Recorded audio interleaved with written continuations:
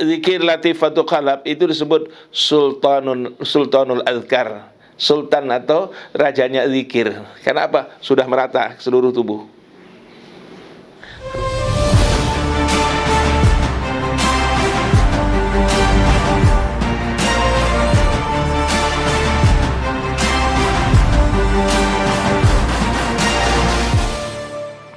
Assalamualaikum warahmatullahi wabarakatuh. Bismillahirrahmanirrahim. Alhamdulillah rabbil alamin. Assalatu wassalamu ala asyrafil anbiya al mursalin Sayyidina maulana Muhammadin wa ala alihi wa sahbihi wa man tabi'ahu ila yaumiddin. Amma ba'du. Qala ta'ala thumma talinu juluduhum wa qulubuhum.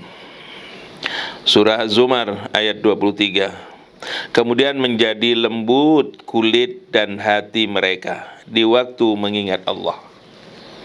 Kulit dan hati menjadi lembut di waktu mengingat Allah. Ini di dalam Thariqah Naqsyabandi disebut dengan Latifatu Kullu Jasad. Latifatu Kullu Jasad atau Latifatu Jami'ul Badan atau Latifatu Qalab. Latifatu Qalab, Latifatu Kullu Jasad atau Jami'u Badan. Ini adalah lataif yang ada di seluruh tubuh. Adanya di seluruh tubuh. Seluruh tubuh, pokoknya seluruh tubuh.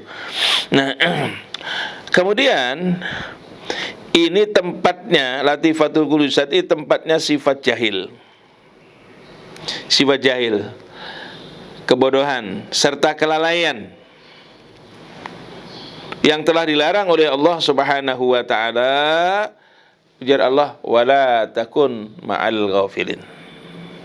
Wala takun minal ghafilin. Jangan jadi orang-orang yang lalai. Kita dilarang oleh Allah menjadi orang-orang yang lalai. Nah, di sini murid-murid di dalam Thariqat Naqsyabandi, gurunya menganjurkan agar selalu menjadikan seluruh lataif atau Latifatul Kullu Jasad ini berzikir kepada Allah Subhanahu wa taala, mengingat Allah Subhanahu wa taala, mengalirkan zikir ke seluruh tubuh. Zikir itu dialirkan ke seluruh tubuh. Wah, bagaimana ini? Maka akan terjadi yang di dalam Al-Quran disebut kemudian menjadi lembut. Apanya? Kulit mereka dan hati mereka. Ini bagi orang-orang yang merasakan, orang-orang sudah merasakan, itu terasa aliran zikir dalam seluruh tubuh saat dia zikir Latifatul Qalab atau Latifatul Kullu Jasad itu terasa betul. Bagaimana rasanya? Man dzaka ya'rif wa man lam yadzuq lam ya'rif. Yang merasakan dia tahu, kalau tidak merasakan dia tidak tahu. Kalau Anda ingin tahu, coba saja cari mursyid, kemudian belajar sama mursyid, ditalqin, masuk suluk, insya Allah kita akan merasakan. Kan kalau sudah merasakan, ini akan timbul ketagihan, kepingin terus merasakan seperti itu, merasakan asyiknya. Ini orang sudah asyik ma'syuk dengan zikrullah, asyik ma'syuk dengan Allah Subhanahu wa taala, dia sulit untuk dipisahkan dengan apa yang dicintainya, yakni Allah Subhanahu wa taala. Kemudian ini juga zikir Latifatul Qalab itu disebut Sultanul Azkar, sultan atau rajanya zikir. Kenapa? Sudah merata seluruh tubuh. Seluruh tubuh. Bahkan getar-getar zikir itu bisa dirasakan. Getar-getar zikir itu bisa dirasakan oleh orang yang memang sudah mengalami seperti ini.